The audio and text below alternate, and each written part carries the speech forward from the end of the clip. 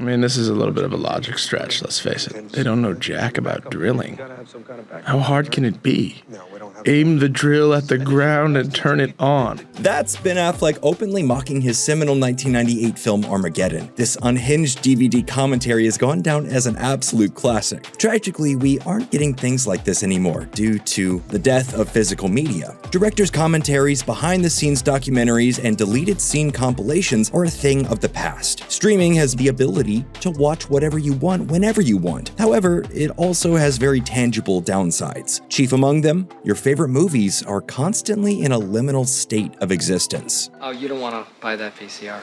I don't? No, actually, to be totally honest with you, you don't want to buy any VCR. It's a dead technology. It's hard to remember now, but there was a day where movies were produced solely for the theatrical experience. They would get made, play in a theater, and then they'd never be seen again. That is, until the invention of the VCR and the VHS. This technology not only allowed people to record things off of TV, but enabled studios to release movies for individuals to own and watch at their own discretion. This technology unintentionally spawned the idea of VHS rental stores, which created a thriving ecosystem that sustained a highly lucrative secondary market for close to 30 years. But time comes for us all, and eventually the low visual fidelity, poor audio quality, and wear and tear of a tape-based technology fell out of fashion. And what replaced it? This is DVD. It's a movie on a disc the size of a CD. The picture is twice as sharp as VHS. Due to this massive step forward in technology, studios began to realize they had a gold rush on their hands. They could now re-release all their backlist titles for yet another time. In order to make their products even more appealing to potential buyers, the studios started attempting to one-up each other on lavish extras. There's this cube on the screen, and it bounces around all day. You're all just dying to see it go right into the corner. Sort of a Where's Waldo? What initially started as behind-the-scenes photos and readable screenplays quickly escalated to animated menus, behind-the-scenes documentaries, and eventually director commentaries. All right, now the stunt guy here. Yeah, I've no never pads been on the legs. I've never been more scared than watching that guy, and he did it. This one we were aware 8 of. times. No, he's a 12. Really, truly 12? aware of. And what take did you use?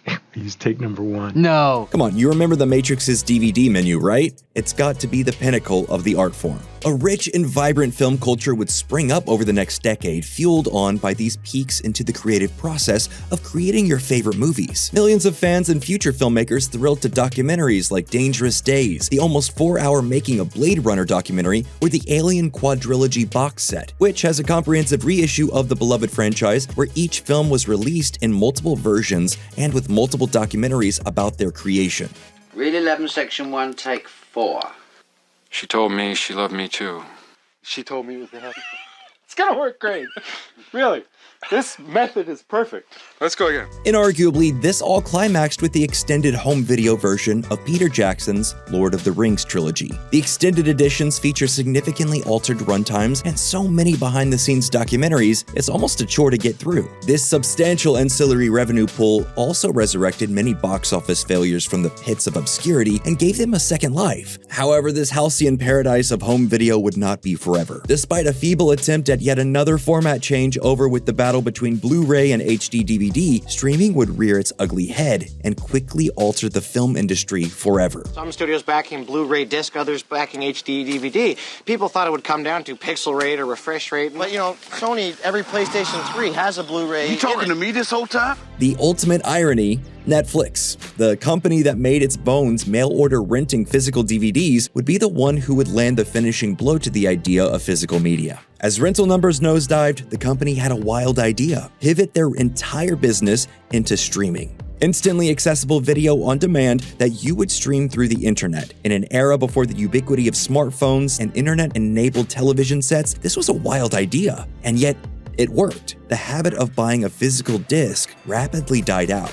Why would you spend $20 on a single movie when you could just spend $5 to access thousands of movies? Now that the streaming ecosystem has been cannibalized by every studio wanting their own slice of the pie, we are living in a perpetual game of musical chairs. HBO Max, Disney Plus, Paramount Plus, and Netflix, as well as what seems like an ocean of mini streamers like MGM Plus, Screambox, and Shudder, are all cycling the same movies between themselves. Everything is instantly accessible in theory. until it's not. A film will bounce from one streaming service to the next until sometimes it'll just enter a void never to be seen from again. 28 Days Later had so many rights issues that for the better part of a decade, it was not viewable on any streaming service. And that's to say nothing of the amazing shows that streamers are producing as originals that don't perform well enough, and then they take off their services as tax write-offs. Raised by Wolves, Ridley Scott's fantastic pseudo-alien TV show is one of the best shows of the past decade. And where is that available to watch? Nowhere. Literally deleted. Gone are the days of buying a movie and having it in your collection forever. By the power of Grayskull. Point Break or Bad Boys 2? Which one do you think I'll prefer? No, I mean, which one do you want to watch first? Download your favorite movie on HBO Max or Prime for a long plane trip? Hopefully it'll still be there when you arrive. The same can be said for buying movies on Prime or Apple TV. You're not actually buying a digital copy of that piece of media. You're buying a license to that piece of media, and if the original source file on the Apple or Amazon servers reverts to the rights holders, well, you're up a creek without a paddle. This has actually started a new movement in the film world, a resurgence of physical media. Companies like Vinegar Syndrome, Arrow, Criterion, and the Alamo Drafthouse are all releasing boutique editions of cult fare with special features just like the old days. I was surprised when I heard Criterion was doing Armageddon, but I didn't think of it as that kind of movie. These new Blu-ray and 4K editions include new commentaries, booklets, and behind-the-scenes mini-docs, and they're nowhere near the literal millions of dollars that were spent at the peak of the DVD era, but they're a valiant effort. And yet, they're just that, a valiant effort. The industry is so vastly different today than it was even 20 years ago, and there doesn't seem to be any indication that it's going to return to a physical media-based home video market anytime soon. 1 million shares! Oh my God! Of Blockbuster video stock. Oh. Is that bad? I still have a Blockbuster card.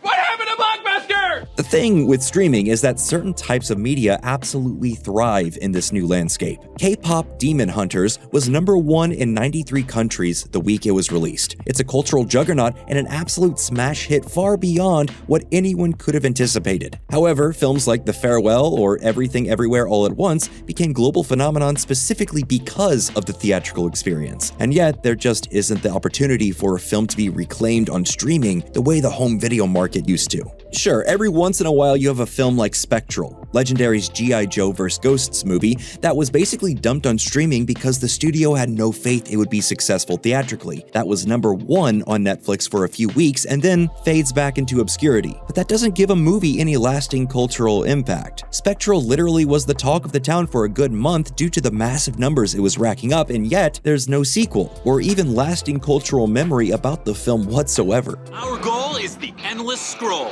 By the time you reach the bottom of our menu, there's new shows at the top, and thus the singularity will be achieved. The act of going to the store, buying a disc, and then keeping the disc in your collection made a tangible link between pieces of media and fans. The streaming era is, as you might imagine, too good to be true. Its excesses lead to oversaturation and a lack of appreciation. Ultimately, physical media gave a massive gift to the world, the film landscape we know today. The question is, can we keep it now that physical media has died? I feel like maybe my best work in my career is the commentary on this disc. Criterion, when is the 4K coming out? But well, that's all we have for this episode today. What do you think? What's your favorite DVD commentary? Let us know in the comments below, and as always, like, comment, and subscribe for more videos just like this.